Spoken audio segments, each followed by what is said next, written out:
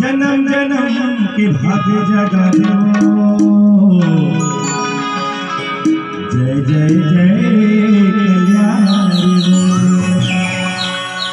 मानसी चोनीला को पूछो देवता घरो गुनगुनाती वो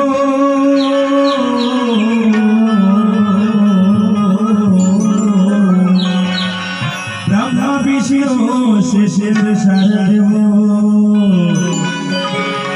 कर चरण में माथ नवात लो, कर चरण में माथ नवात लो।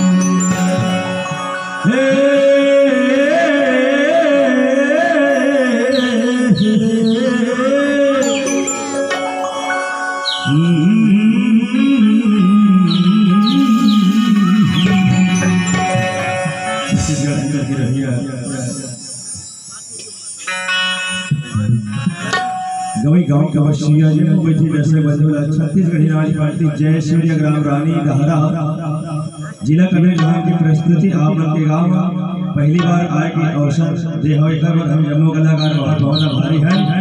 आइए समय को देखते हुए सबसे पहले आप लोग के बीच में पेश करे वाले भगवान गणेश जी के वंदना होगा।